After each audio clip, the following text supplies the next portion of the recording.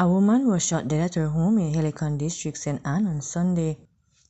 The deceased has been identified as laborer Nadia Binns, who is said to be in her 40s. Reports are that shortly after 2 p.m. Binns entered her one-room dwelling after returning from church when gunshots were heard.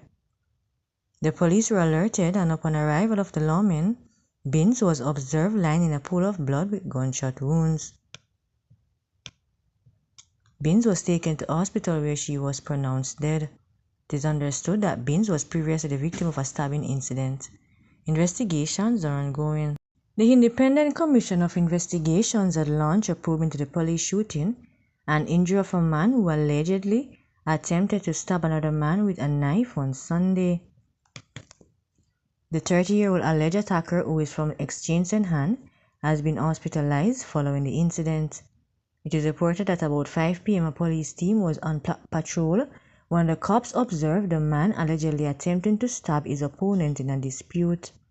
The police intervened and the alleged attacker was shot and injured in the process.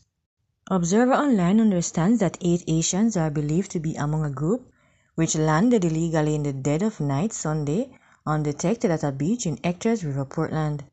They are now in police custody. The 8 Asians were apprehended by the police, but details of their apprehension are unclear. It is understood that they were picked up at a separate location in Hectors River area by the police during a pre-dawn operation. They were transported to Port Antonio Hospital for medical treatment and checkup shortly after 9 a.m. Monday.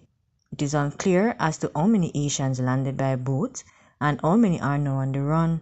They came in a 20-foot boat.